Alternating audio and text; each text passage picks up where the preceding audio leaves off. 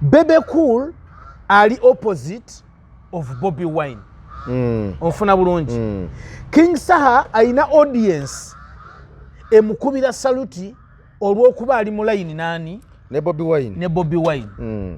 The same audience emuyambako okumukubira mulabe we Bebe Cool at the other side of it. Kati mu buli ngeri yonna King Saha balina okuseesaamu awo olukulu. Era King Saha wagirawo Olutalo ne Bebe Cool kyekigo kye. Ate ye yamuleeta? Si ye yamuleeta. David Lutalo muyimbi munene nnyo nno, naye teyafuna reception, teyasobola kukakkanya audience yali erwanira awokukola ki? Awokutuula n'okutereera. Ne bamaliriza nga tebamulinako kati ekikolwa kye baakola kyali kigamba vaayo. Kyagoba David Lutalo ku stage nga tebamugambye nti vaayo. Ani abatabangula abantu ba David Lutalo? Obuzibu mayanja. Oba ekibazo mayanja. Kyo kyefuula ekibidda bwe kiti embali gwe ne kibikulekamu. Tukwaniriza nnyo gwe n'atulaba ku emboozi mu UG nze Jeffrey Mayanja aka Mr. Wagwan ku shokwendi ku set ntudde ne Simon Rock akasoda ko kalabikanga katute kwetuli kawedde tukomyewo tuze tuwayemuko ku mboozi kagenze webale nnyo kutulaba yonna gy'osinziira okutulaba. Nkyali mulwadde nga bomanyi ennaku zino ekifo ebirwadde we bijja tebitera nyogera mangu naye ngenda nfuna improvement buli lukya. So kwetuli nnyo ku set tuze tuteredde. Onywa ddagala ki? Oba gwe obuleko obulwadde nga bwe buze bwe buba bugenda. Ebyali byadda. Naye kati eddagala ly'abazungu tuliteekamu tukamu egganda gamba n'olabirawo ng'omukama akuwonyezza. So yembeera gye tutambuliramu bwetyo. Simon sooka obuze kuba tulaba. Mbalamusizzaako nnyo mwenna abalaba emboozi mu UG essaawa eno. Assalaamu alaikum wa rahmatullahi wa barakatuhu. Bannaffe abaisiraamu abakristaayo, omukama mulungi, mukama waffe Yesu yebazibwe erifu abalokole na buli omu mu ddiini yo ssekinnoomu. Iwenna gy'oli munnayuganda wano na wali webale kutwagala. Waliwo abantu be nayagadde ennyo mwatulabye ne mutusiima ku mboozi gye twasembyeyo okukola wano. We nategedde nti tulina abatulaba nga bali Japan. Bali e Japan, bali United States of America, bali Canada, bali Boston, Massachusetts. Boston ya wano ku Salama Road. Eri Boston, Massachusetts. Oli bagamba nti ndi ku Boston. Oyo manya avudde wakuleekaana ayambuse waggulu awo. So tubagala nnyo bannaffe abali e Saudi Arabia muli mutya mwebanyo balire ddala buli omu gy'osinziira okuwatanya okunoonya ekikumi ekyokuteekako mu nsawo yo n'okuliisa abaana bo nkugamba nti fanya kazi toggwamu maanyi. Ebikunyigiriza bisobola okubeera nga bingi, ebikulemesa bisobola okuba nga weewaawo kamaala nfofoolo, naye ate egyo n'okoma okulemerako gy'ojja okukoma okufuna obuwanguzi. Don't lose hope, katandika butandisi. Nze Simon Rock ndi musajja musomesa ddala ate nga ndi muyimbi nakinku aba mukazi kati nze mba Ssekinku ate nga ndi wa media era nsanyuse nnyo n'okubeera kw'emboozi mu UG. Nkusaba okusubscribinga mukwano tusubscribingeko oteekewo ne ka notification wali akadde osobole okuba ng'onyumirwa buli mboozi gye tuba tukuleetera buli we tujja okuweereza tusinziira mu kibuga Kampala ekitakyali kyangu kyakubeeramu. Era omuntu yenna abeera mu Kampala mutuwe n'ennyota mutukubire ne ku saluti banne Kampala tebeerekamu. Kampala ayokya luno naye nga tujja kubaawo naki nalo nabbidi. Kale katandikiraawo katandikire. By the way omwana nabadde ndi awo nga ŋŋamba nambuza ekibuuzo ti Simon kyekyagobeza David Lutalo ku stage ya King Saha. Konze bwe nasingana Simon nja kumubuuza kubanga yali mu show atera Simon Doko mukwano gwa David Lutalo atera mukwano gwa King Saha kakati awo bonamona yasinga okubategeera ennyo wadde nga nange mikwano gyange naye olwokuba nti Sante Simon yali mu kivulu nenjagala ssebo tukubuuze kyekyagobeza David Lutalo ku stage. mazima googerwe omanyi nze Simon alinjagala nanankyawa toyina musango kunkyawa. You have your right to love me or to like me, and it's your right to hate me if you feel like hating me. David Lutalo teyagobwa ku stage. Bagamba yagobwa. Muna obucupa ne bulabwako kamu 235. David Lutalo teyagobwa ku stage ya King Saha. Naye amazima gali nti teyafuna reception nungi nga bwe yali badde agisuubira. Manya ebintu bibiri byanjawulo. Omuntu eyamanyire okugamba nti David Lutalo kati bwe bayita David Lutalo nojja n'obanga Simon Roko naawe kenyini vibe ogiwulira ng'ekoze eki ng'ebuze. David Lutalo abantu tebamukubira mizira gy'amanyidde kuwulira nga bulijjo bw'atandika bw'ati ndi David Lutalo ensi neefa ku luno ensi teyakola ki teyafayadde najja n'akuba iti zote n'abuuka mpaka oluyimba n'alukola ki n'alukuba wali n'akapera n'akayisaamu aka iti zote onfuna bulungi n'asumulula akabisa ak'endagala. Kati ekyajja ekyaliwo nga bwe nagamba nti abantu baali bangi mu side eno ya VIP n'ab'emabega aba ordinary, nti ordinary bwe yanyigiriza VIP nebeera forced okugjamu obutebe bonna bayimirire. Kati David Lutalo ng'ali ku stage obutebe ne butandika okukola ki okuyisiŋŋanyizibwa. Kati abantu ne bakyankalana n'abeera nga abantu be bayimbira tebakkakkanye kumukola ki kumuwuliriza nakumuwa amaaso. Ekyo nno kiba kiraga akabonero akabi. Ebiseera ebisinga ffe abamanaginga stage oba bateekateeka audience ezo nti mu kaseera nga audience ekyankalanye, the only thing that can put the audience down to normal baddemu batereere kubateekamu muyimbi munene. Nti audience yonna ng'ekyankalanye bw'obasuulamu omuyimbi ow'amaanyi bwe pa ebyobutebe ebya VIP basooka ne babyerabira ne badda ku muyimbi. Kati this time eyabala stage yali akibaze naye ate teyafuna results zaakyo. Nti omuyimbi yamuleeta David Lutalo muyimbi munene nnyo nno naye teyafuna reception, teyasobola kukkakkanya audience yali erwanira awokukola ki awokutuula okutereera ne bamaliriza nga tebamulinako. Omuyimbi agenda okutunula mu bantu bayimbira nga tewali amuwadde attention ng'obutebe buli mu kutambula. Era bw'owuliriza ebigambo bye ng'avaako ku stage yagamba mubatabangudde nze kambeesonyiwe. Ani abatabangudde? Ani abatabangula? Ani abatabangula abantu ba David Lutalo? Obuzibu mayanja omanyi kibazi mayanja kyo kyefuula ekibidda bwe kiti ebbali gwe ne kibikulekamu kikusindikira ggoonya genda bikulye.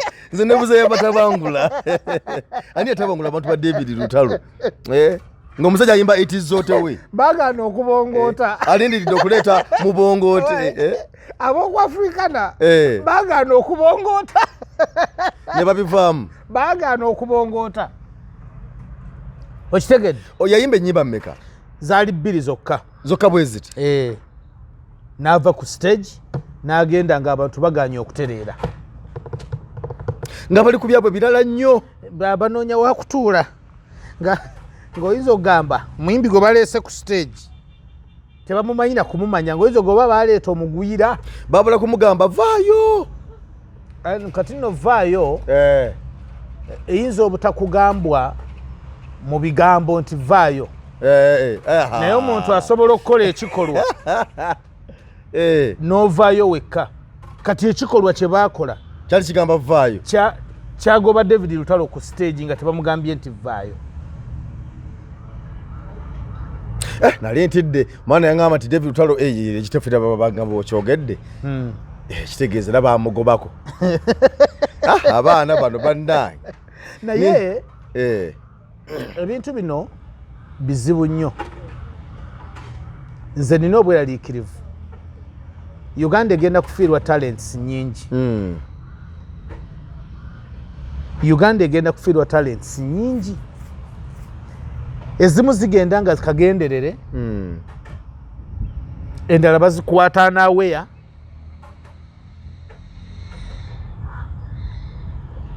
Could it be government set up? Okusula abayimbi oba tunakinenyezaani naye Mukama asaasire kubanga ekikolwa ekyo ekyali ku Africana. Nze ku lwange ng'omuntu kuba nze nagamba nti nafuna emmeeza n'entuulawo kusirika bwe nti ntunule ndabe embeera ya sho nga bweri era buli kimu ekyagenda mu maaso ku sho nze nali nkitunuulidde. Mulimu abantu abamu abakyakuliriza entalo ng'entalo oba oliawo zibayamba kubanga neewuunya nnyo okulaba omuntu nga Queen Sheba ng'akyaleeta olutalo lwa ebya Sindi ng'akyaleeta ttiimu iPhone ku stage. Ebintu ebyaggwedde okuva batolo yaggwa okitegeeza kiba kitegeeza nti anoonya vibe, anoonyayo ekintu kyonna ekireeta vibe. Takiraba koye kaneteka nakeekuusakuusa. Onfuna bulungi. Shiba yajja ku stage naye ng'oyinza okubuuza ba upcoming ki azze okuyimba oluyimba ne Saha era n'amaliriza ng'akoze omulimu ogwali omulungi ennyo ogw'okubeera queen dancer. Yazina bulungi nnyo amazina. Yadansinga bulungi nnyo amazina ge. N'anyoola ekiwato ng'ayambadde bulungi nnyo ekiteeteeyi kye kino ekisambi kyonna kiri bweru. Ntunula ne ŋŋamba has it reached this level really? N'anoonya ekintu ekiyinza okukubya ku bantu enduulu nga nakiraba nekimubula kwekambikulako ku kisambi byonna ng'abikoze. N'amaana agamba ma tiimu iPhone muli ludda wa tiimu iPhone. Kati obanyi mu mikono gye bawanika bwe bati mubaamu egigira bwe giti kali gwe nolowooza nti bonna bawanise emiti. Abamu bagira bwe bati bonna bawanise kumba abamu bagamba vaayo. Show ya King Saha yali minzaani nnene. Yapima abantu bangi nnyo. Era abayimbi bangi tebaafuna kye baali beetaaga. Nabadde ndi awo omwana n'aŋŋamba mbu kakati simanya Kamiliyoni ayinza atya okubeera nga Bobi Wine atudde awo mu maaso Kamiliyoni n'ayimba natabonga ku Bobi Wine. Yenkola ya Kamiri. Yenkola ya Kamiri ebbanga lyonna. Okujjako ng'oyo gwe mulundi gwe gwali gusoose okulaba Kamiliyoni ng'ayimba. Kamiliyoni bw'aba ku stage ng'ayimba tavimbisa banne. Okujjako baganda be. Okujjako Wizo ne Palaso. Okitegeera? Oyo Kamiliyoni ye yenkola ye. Ate era Kamiliyoni ebbanga lyonna ayagala nnyo kakasa. Nti bw'akwata microphone nga waliwo Bebe Kulu nga waliwo Bobi Wine abajja kutta ayagala lageko. Okitegeera? Era kye observinga what I really observed Kamiliyoni ono alabika teyakola rehearsals eza sheeyo. Walaba ng'agezaako okuyingizaamu ennyimba. Nfuna bulungi kuba yagira mu luyimba lwa Saha. Bw'agira mu luyimba lwa Saha n'ayagala alugattemu ekipapewo, n'ayagala aluteekemu Mama Roda, n'ayagala aluteekemu Jamira, n'ayagala aluteekemu ennyimba nga 6 nga singa yali akoze bulungi rehearsals n'abakubi abo yali ajja kukola ennyimba nga 10 purposely kulaga ku Bobi Wine. Nti nsobola. Nfuna bulungi. Naye buli bwe yagezangako okuleeta oluyimba ng'abakubi bananaagira. nga bakubi bananaagira ng'olwaluvaamu ng'aleeta olulala nga bananaagira ng'aluvaamu ng'aleeta olulala nga bananaagira ng'aluvaamu okutuuka ku nnyimba ze baali bakoze naye manyi be bashonga eyo mu rehearsals abayimbi abo babatera bawa ennyimba ezeezi bbiri okitegeera era bwe yatuuka okukola ennyimba bbiri ze yakola bwe yatuuka okukola luno lwaki tosooka n'ojondabako nga tonnagenda olwowulya nga baalukola bulungi bamukubira intro n'ayingira n'aluyimba ne luggwako then kuma obwesigwa naye baali bamutandise bulungi naye ng'alabika eyo yali choice ya Dr. T mu nnyimba ezo ebbiri. Dr. T yabadde musheerera. Dr. T yali mu production ya show ya King Saha ye yateekateeka King Saha bw'anaayimba bakubi b'ebivuga arrangement okukola ku production yonna. Travis Kazibwe gwe tumanyi nga Dr. T ye yali emabega waakyo. Kakati Kamiri obutabonga ku Bobi Wine si lwakuba nti si kyaliwe naye eyo yenneeyisa ya Chameleone kuva dda abajja kukusabula busabuzi ndongo okitegeera era nze it did not surprise me tekyansurprisinga okulaba nga Kamiri takoze eki tamubonzeeko baagala okukakasa abayagala kuba buli bw'oyogera erinnya Bobi Wine obanga asiikinga attention ya audience obanga ayagala okuba ku masannyalaze okitegeera kale ate buli bw'oyagala okuba ku masannyalaze ga Bobi Wine nga gwe Chameleone oba oyolesa nti onafuye oba otegeera ekintu ekyo bw'obanga gwe Kamiri Bobi ng'atudde wali n'otandika yo kyali wange Bobi Wine storage Bobi Wine kiba kitegeeza nti enduulu yonna egenda okutandikira awo tegenda kuba y'amaanyi go nga Chameleone egenda kuba y'amaanyi gaani ga Bobi Wine. Kati ekyo yakikola ng'akigenderedde nga tayagala kwerabisa nga tayagala kwenafuya ng'ate era bw'eri enkola ye bulijjo kubanga era yali akimanyi nti Bobi tagenda kujja kuyimba kakati in so doing n'atekinga that advantage n'asigalawo yekka n'akola ebintu bye n'abikola nga bwe yabikola naye yayimba bulungi it was okay kyakola kyali kirungi engera bw'omumanyi ntasobola kuva ku stage nga tayintroducinze muganda we ne Wizo naye najja naye ku luno yayambala bulungiko ani Chameleone ennaku zino ayambala bulungi nze n'omulaba nga ayambadde obulungi naddala ku shows za banne naye ku luno olaba nti yekishwali nga yagyetegekera yali ayambadde bulungi yajja n'ekijoowowo kye n'enkofiira y'obwakabaka n'agyesala buli kimu ne kitambula bulungi nga tuvuddewo awo ogezi noyogera ku Bebe Cool nonzijukiza Bebe Cool olutalo lwalina wakati we ne King Saha olutalo simanyi nti oba luliggwawo emabegako kaawo bwe twali tunatera okuyingira mu nsonga za federation ngegenda okutandika walinga okuŋŋaana n'okukwatagana tujjukira bulungi nnyo yali birthday ya Wizo netukola namulwadde yali birthday ya Palaso yali ya Palaso kakati nempulya nti waaliwo enkwatagana yali toleddwawo before nga Kenzo yajja n'ayita King Saha n'ayita ne Bebe Cool ne besigana mu kifo kimu ngeri y'okubatuuza bane tukwatagane olutalo luveewo biki byonna era mu ne bavaawo ne balaga nti bakwataganye naye ate ye King Saha yalaga nti n'oba awo olutalo lwe teruvangawo wakati we ne Bebe Cool era olaba ne babayimba mu nnyimba ze era asigala alumba olutalo luno ng'olowooza luva kusinzira ku ki luva kukuba nti nno King Saha mukwano gwa Bobi Wine luva kukuba nti nno Bebe Cool ne Bobi Wine tebakwatagana ng'ate ye King Saha yakwatagana ne Bobi Wine kiva ku ki kakati ng'ogyeko biri eri ebyagundi ebyabeerawo mu lisiti simanya bino lisiti za Bebe Cool zafulumya Bebe Cool zilisiti anti njagala nkulage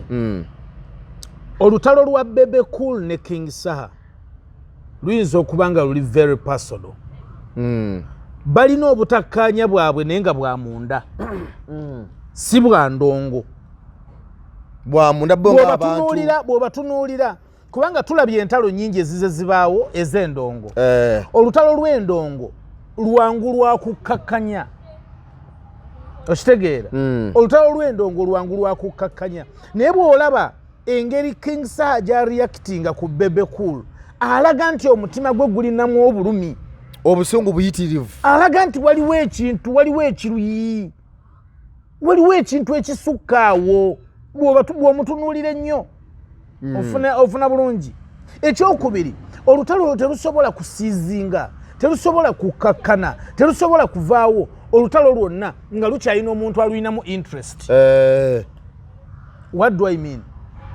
Olutalo nga waliwo omuntu alufunamu terusobola kuvaawo lubeerawo paka kati olutalo lwa Bebe Cool ne King Saha alufunamu atya omuganda agamba nti omukyawe oba eyakukyawa bw'awerekeranga akubanja guba gujja kujabagira. King Saha akaseera kano ali mu line ne Bobi Wine. Bebe Cool ali opposite of Bobi Wine. Ofuna bulungi. King Saha ayina audience emukubira saluti olw'okuba ali mu line nani ne Bobi Wine. The same audience emuyambako okumukubira mulabe we Bebe Cool at the other side of it. Kati mu buli ngeri yonna King Saha aba alina okuseesaamu awo olukulu. Ayinawo enkwe enkalu ezikuuma omuliro nga gukola ki nga gwaka era asobola okujja n'ayimba ennyimba nga 10 naye bw'atandika obambanyumize obambireke kati obambanyumize nja kuba embaga gundi teyakuba mbaga waliwo atanakuba mbaga ogera okulanga audience ekoze eki ng'ekyamuse kati teri muntu asobola kukkiriza kuluzinga that vibe. Vibe eyo teri muntu asobola kukkiriza ekole ki eveewo okitegeera naye kati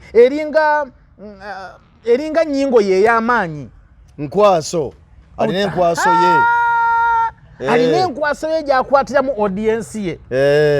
Kati olutalo olwo ne bw'oleeta edda twagamba ne bw'oleeta majegere tesobola kubanga w'olagira nti King Saha ozzeemu okukwatagana ne Bebe Cool tewakyali mutawaana oba omaze okwekubajje awo omuzannyo guba gukulemye guba guwedde guba guyiise Bebe Cool aba awangudde onfuna bulungi. Bebe Cool agezezzaako okuzannya ku level eraga nti tali mu level erwanagana na King Saha naye akasajja kamukute kalinga nkokunte kubanga olutalo olwo King Saha lumukolera. Olutalo lumukola ki lumukolera bulungi positively. Ekirala lwe lwongera okukakasa audience nti akolagana bulungi ne Bobi Wine kubanga kyaliwo abakyaliwo era mulabe wa kyaliwo abamulabewo. Olunaku Bobi Wine lwalitulwa ne Bebe Cool ne bakkaanya kati n'olutalo lwa King Saha lujja okuvaawo terulivaawo yadde terusobola. Era King Saha wagirawo olutalo ne Bebe Cool kyekigo kye. Ate ye yamuleeta si ye yamuleeta naye yamuwanirira. Naye kasajja kakakuba endongo kati kakubye pretty ne balukolera remix ne Fefe Buzi luyimba lw'amaanyi nnyo terwekuusa ku Bebe Cool. Music w'ennaku zino takyatambulanga music yekka. Music w'ennaku zino ne bw'ojja n'oyimbanga ennyonza nga tolina mawulire gakugoberera onfuna bulungi nga tolina controversial statements ezikwogerwako kyovula abaganda baffe bannyinaffe ab'obuwala bo batuuka ne ku extent eyeeyambula atalina kabi naafuna asala amagezi gonna akafune. Tewalaba omwana layika Tanzania wali onfuna bulungi nti music bonna bayimba naye walina okubaawo ekyo ekyenjawulo ekikolebwa kyoga nti ebali akasajja katukubye endongo naye kalina we kakubidde gundi n'owulira nga nfa otegere ekintu ekyo musician yenna olina okuba ng'olina stage performance kwanza olina okuba ng'olina eddoboozi eddungi number 2 olina okuba ng'olina looks ennungi nakyo olabika bulungi so si kujja ng'olinga ekifuluusiyo olinga ekifulugunyu n'ojja n'oyimirira ku stage y'abantu era oyimba mu mawulire kikiyimba kirina eddoboozi ssebo naye abalenzi omulenzi ajja n'ayimirira ku stage ng'alabika bulungi ayambadde bulungi n'atayimbayo nakigamu nakimu microphone n'agiteeka mu abantu ne bafa okitegeera omuntu ajja ng'ayambadde bulungi ng'ayambadde audience nemusonyiwa nemugagwe ne bwotayimba kasi olabika bulungi ayambadde bulungi kati n'olutalo lwa Bebe Cool ne King Saha lumukolera mu audience ezo eddakiika 15 ku 2 z'amala ng'anyumya story ya Zuwena ne Bebe Cool n'omutabani n'embaga n'ebiringa ebyo eyo nayo stage performance ye kati ekyo yaki owuninga kike ekyo yaki owuninga kike kiringa amazina ga frigo yakyekwata okitegeera ekiringa bw'oyinza okumanya nti omuyimbi bw'ati ne bw'ati waliwo yangamba Simon oba wakayimba yaka ng'ojja weefukamiza ku stage ng'okola nange ako keekange siime nange n'oba wanise emikono bona nti mwebaze kumbe okuba oluseke sebo mu butono bwange nsobola okuwanisa namboole eyo n'emikono essaala neeyita kati ekifaananyi bwe kikuba bwe kiti nga Simon Roka wanisiza abantu 3,000 olaba wajiwanisa mamafiira naleeta ebizike notampaako yadde omutwalo obukodo obukuli kyenjagadde okulaga nti buli artist yenna abeerayo n'akateekeke abeerayo n'akakodyo ke kakozesa awo aba akwatira abantu be kati ne King Saha Katonda yamuyamba n'afuna obutakkanya ne Bebe Cool n'abukapitalizingirako n'afuna yakahuuku ke era awo watambulira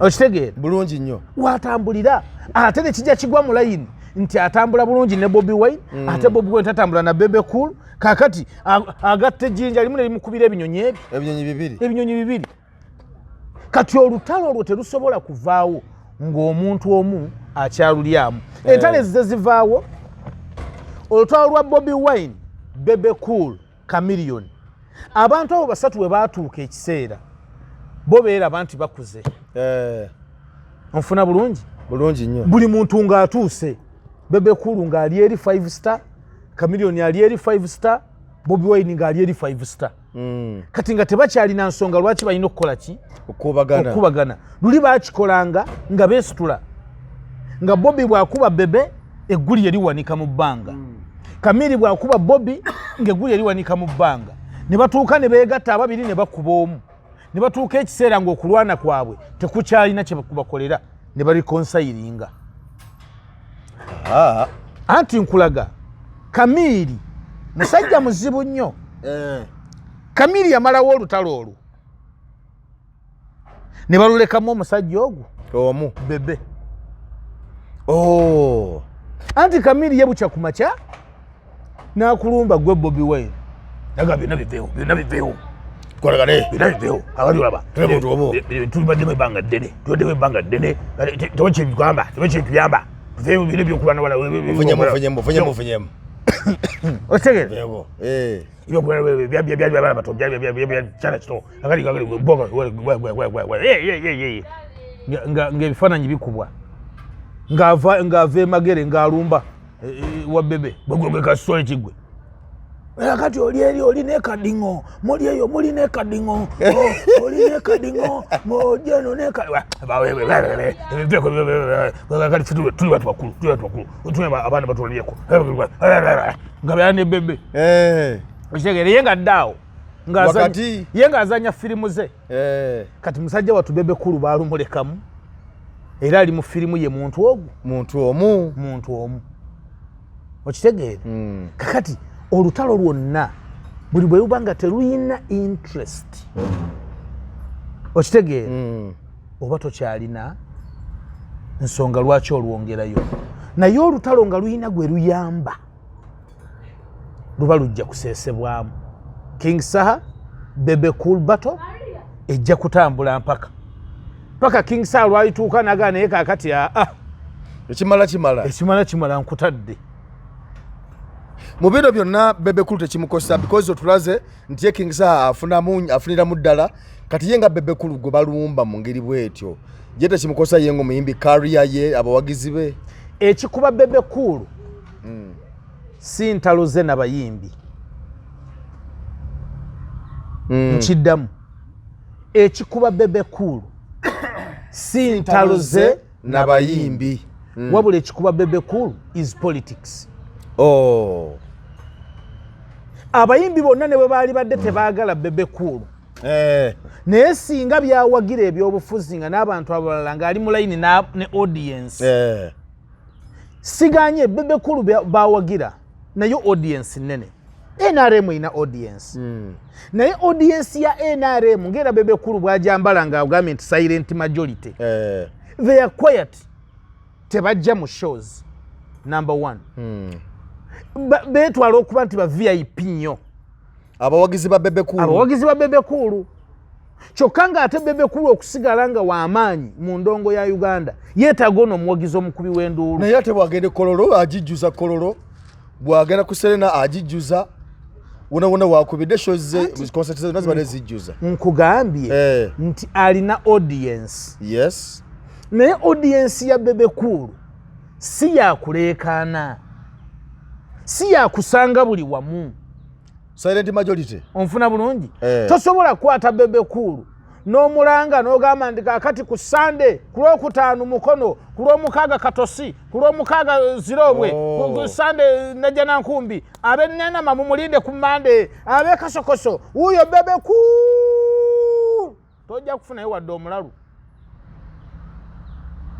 mwabo mwe muli omuyimbi nga Azawi audience katono mwabo mwe muli omuyimbi nga Azawi tabana audience ekikabo ekityo ate Azawi asobola bulungi nnyo okukola wonna Aziza Zioni Aziza asobola okukola wonna naye ate bwe bakola shows zaabwe main shows zaabwe nga tebagendako mu bitundu birala bakoma ku Serena ekyo kyekyali ekyabwe omanyi ekireeta omuyimbi okukolayo show emu n'atateekako extras oluusi omuyimbi oyo yajja ne yeetegeka kati amaanyi ga Aziz tebaamutegeka Aziz yeetegeka amaanyi ge nga gasobola okukola show etya emu bw'oba ng'otegekeddwa nga waliyo abakuguze nga bakutegese bajja kukutambuza kati Aziz kye yali ayagala yali ayagala yeetegekere show ye agikole bulungi eraisinge ba promoters bamukole ki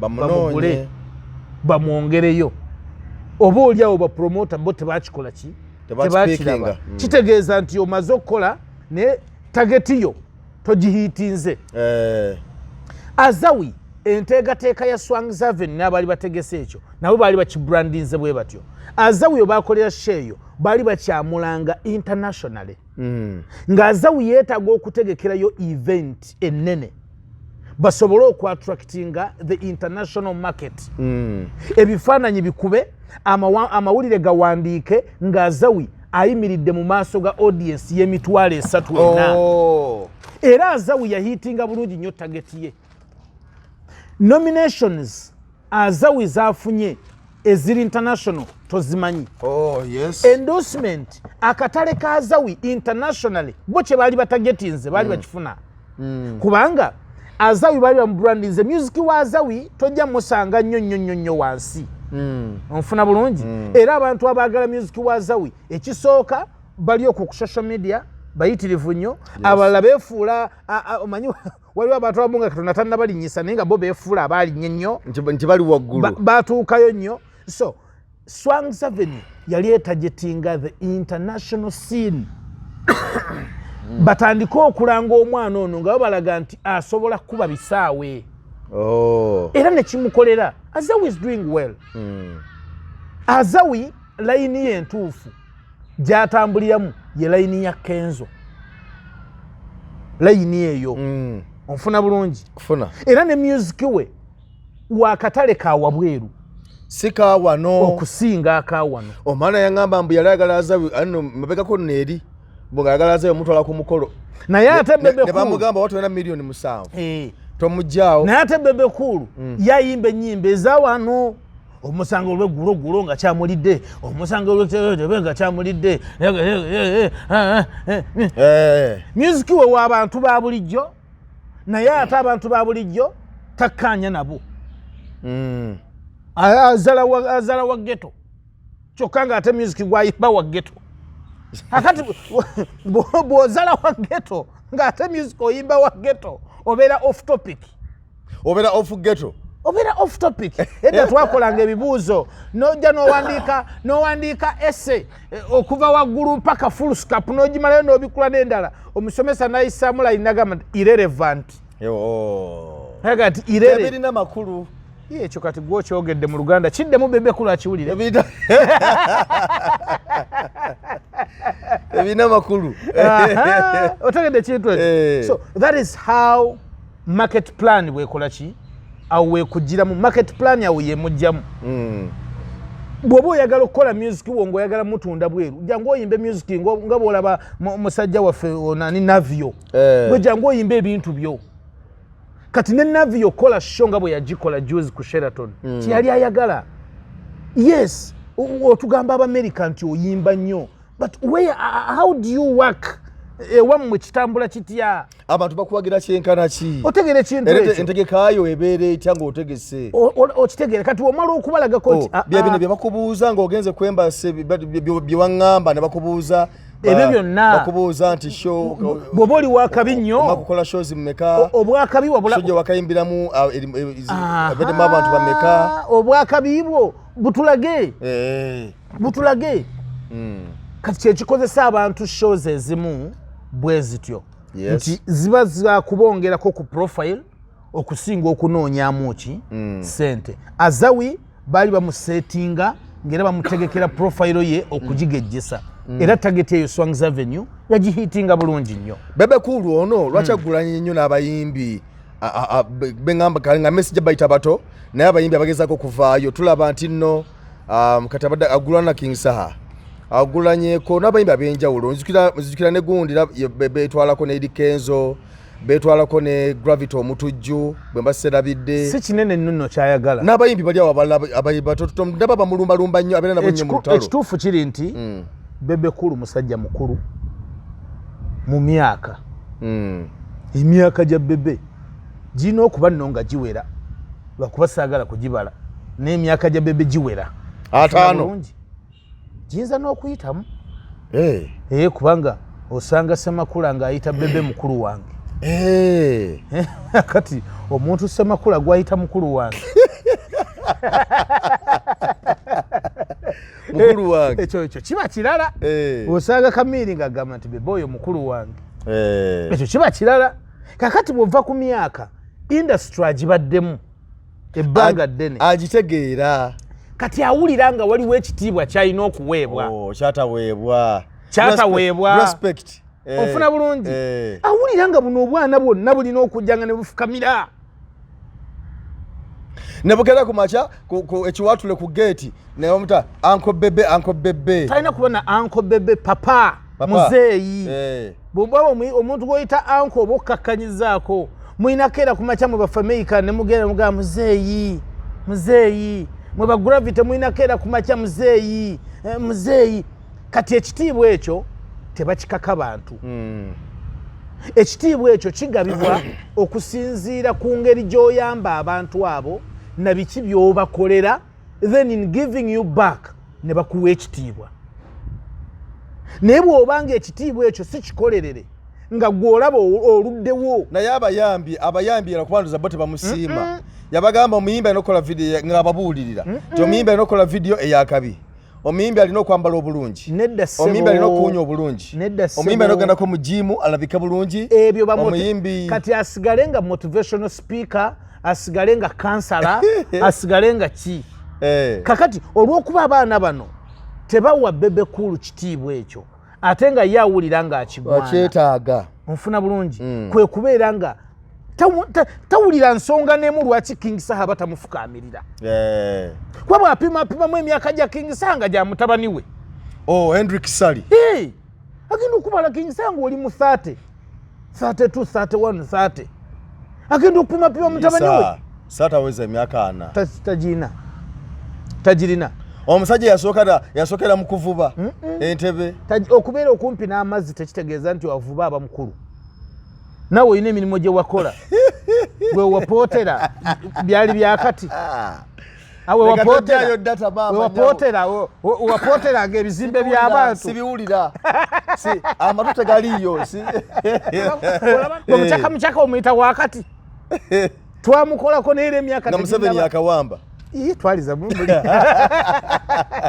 so kati bwapima King Saha amulaba ng'ali mu myaka gya mutabani we okitegeera kati anoonya ensonga yonna lwaki King Saha batamuwa kitiibwa kubanga oyo ndi kitaawe lwaki tamunoonyako kumwebuuzaako ekyokubiri musical embaddewo for 30 years wendi nga nyimba I have more hits than you President Museveni bwe nkuba essimu agikwatirawo okitegeera kati waliwo bintu ebimu bwe bakola project yali atubonga naawe mbu King Saha yakuba nti tebabasasulirawo munenga King Saha abeera akuba essimu buli kadde Bebe lwaki tosasula Bebe ne besinkana namugamba ekikulu muvubuka gw'obanja nnyo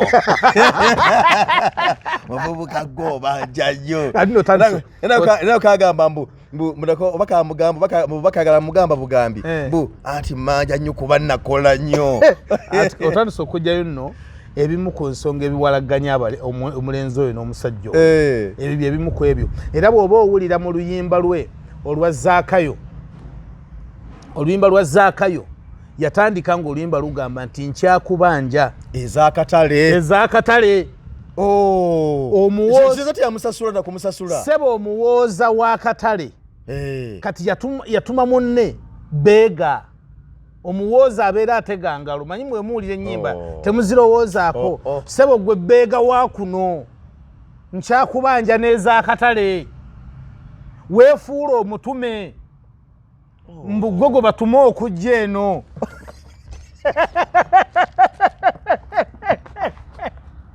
otegera ekintu ekyo so njagala otandikeko okuwuliriza weefuula omutume omuwooza w'akatale era n'agamba nti kanfube enkole nneme okubeera ng'abo abawooza b'akatale ofuna bulungi bw'amala okulya omulyo n'addayo era anko bw'amala okufuna n'alya era n'enkeera n'addayo naga nze kanfube enkole nneme okubeera ng'abo oyo ye muwooza w'akatale akasajja kakawandiika oluyimba naye nkyakubanja otegera ebintu ebyo kakati bw'obanga byokola tebikuweesa kitiibwa ekitiibwa tebakigabanga keeke bw'omala okukimanya nti nyingidde mu myaka egiyitibwa papa buli muyimbi yenna buli muntu yenna bw'omalanga nti oyingidde mu fule ey'oku owezezza emyaka 40 tandika okubaako ebintu ebimu byoleka emabega obyesonyiwe omanye nti obusente bw'abantu nti bw'omala okubuwooza busasule mukwano gwaffe muveeko yabagamba bawa sente naye bakwata ku vidiyo teri kumwegaana yabakwata ku vidiyo nga basasula teri kumwegaana bana bamubanjiriza bamukubirira amasimu ag'okumukumu so that is how ensinga bwekola ki bwetambula nti ekitiibwa omuntu omu kyayagala takikoleredde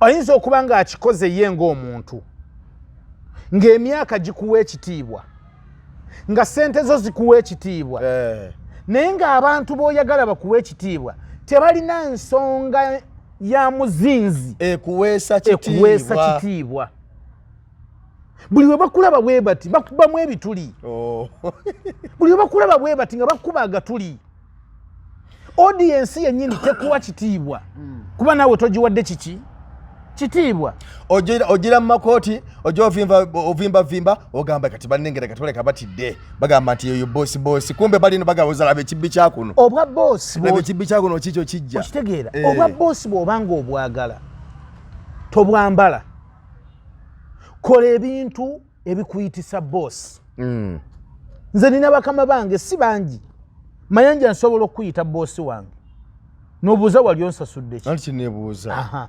ng'ate gwompa lwa nsonga nti bwe mbeera naawe kyenfiiringa kye kikuyitisa boosi naye olunaku lw'olireeta ezzalawo ku nze naawe sijja kuwa kitiibwa bw'oba ng'oyagala ensi ekuwa ekitiibwa naawe gikiwe ekitiibwa gaba ekitiibwa bw'osanga omwana omuto tomugamba nti fukamira ombuuze mugaye boy how are you kekana kapalaso nalya ne sikiini onfuna lwaki onsala wa gwe bw'oba respect nakuba pa bw'oba ng'oyagala respect kola ekintu eki palaso tusonyiwe abaana bwe bagamba other people respect ne wona basabye kuwa respect they will give it to you freely nga tolina nekyobasabye yes bw'oba oyagala okugaggawala gaggawaza abalala gulawo olujja olugaggawaza abalala naawe ojja gaggawala naye bw'obeera nga gw'oli selfish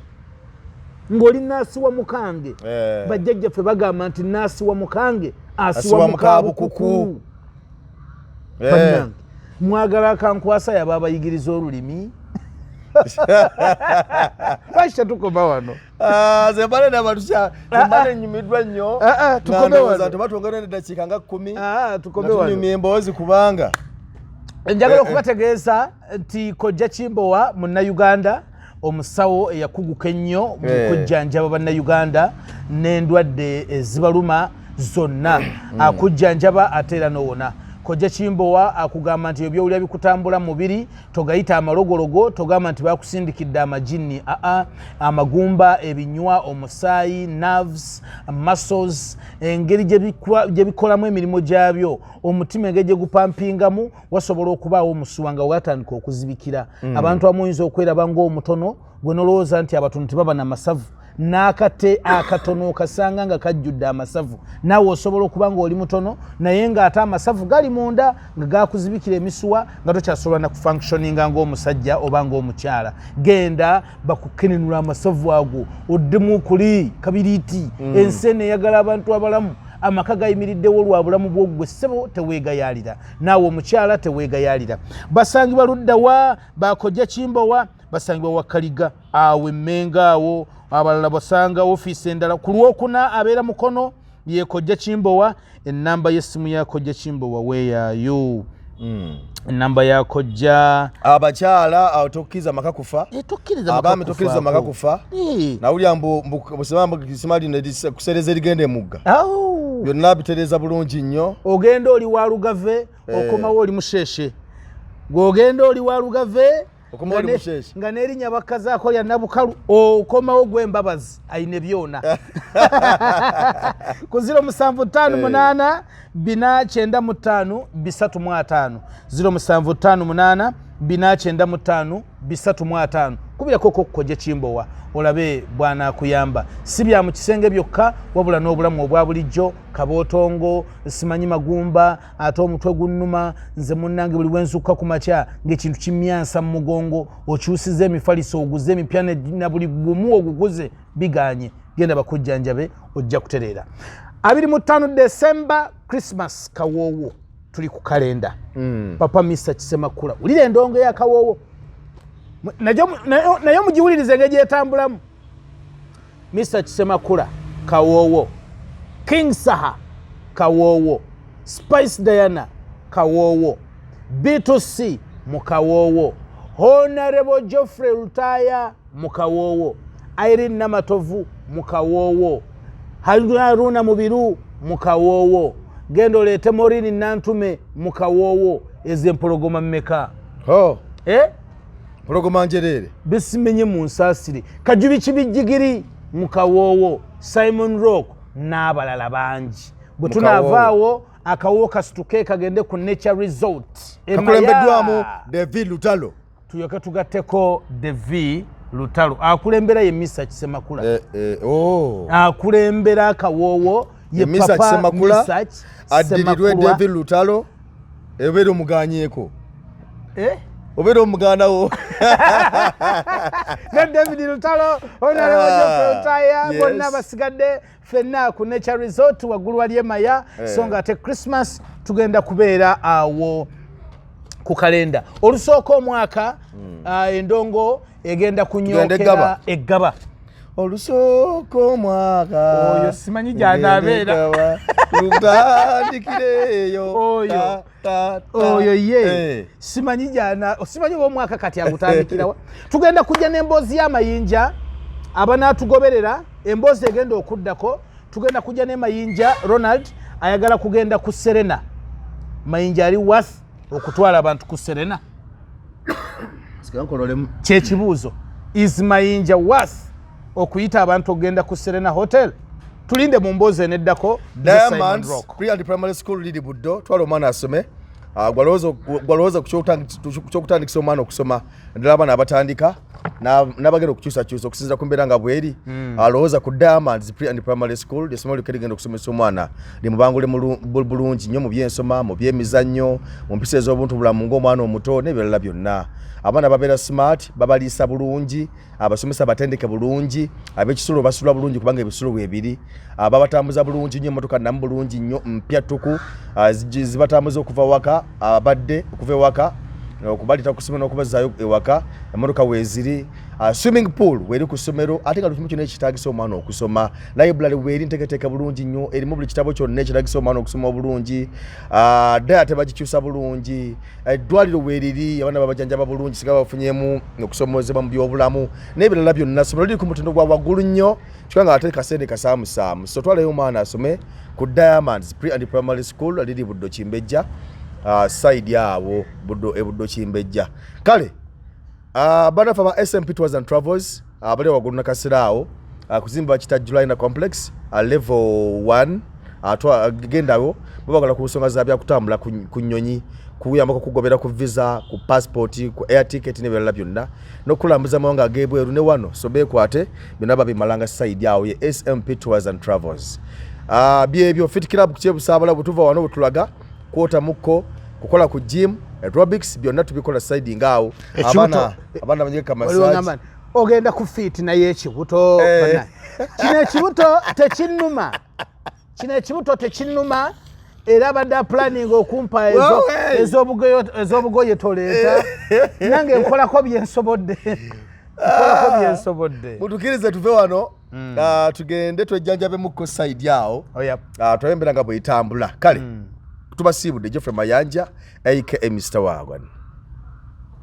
Stress no more if your dream is to go abroad. SMP Tours and Travel is here for you. We work on your travel documents like passport and ticketing, and we can get you visas for countries like Turkey, Switzerland, Iceland, Finland, Germany, Netherlands, Denmark, Dubai, England, USA, Bahrain, Canada, and South Africa. We are located on plot 9, Lumu Street, Kampala, Julina Complex. You can call us on 0759 793 767 or visit us on www.smptoursandtravel.com. SMP Tours and Travel. Let's explore.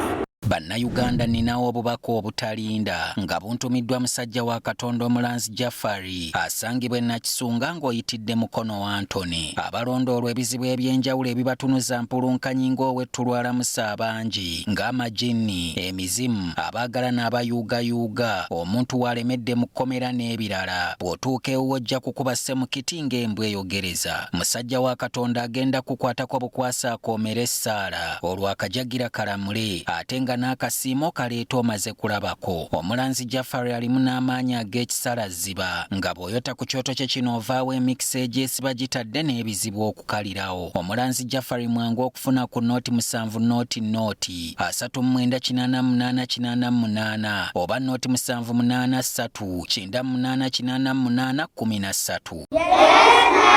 Omwana asomera ku Diamonds Pre-Primary School Day and Boarding alabikirawo kubanga abamu bangule bulungi mu nkola y'ebintu ebya bulijjo, abeera muyonjo ate ng'abeera smart nnyo ne mu ndabika abawanjawulo nnyo. Kino kiva ku ssomero okuba nti lyateekebwateekebwa bulungi n'ebikozesebwa byonna ebikozesebwa abasomesa abakugu abatendekebwa obulungi. Si mu kusomesa kwokka wabula enkwatako n'endabirira y'abaana be tusomesa abadde keya, nasale ne primary. Abaana tubalisa bulungi nnyo ku dayati enteeketeeke obulungi. Environment y'essomero yagazisa omuyizi obutava ku ssomero. Ku bya games and sports we do excellent. Twaniriza abayizi ab'enzikiriza zonna ate nga school fees ziri affordable. Diamonds Pre-Primary School day and boarding lisangibwa Kimbejja e Buddo. Okuwandiisa abayizi kugenda mu maaso kuba ku 0772 33 14 24 oba ku 0706 28 32 10. Email diamondspreschoolug@gmail.com.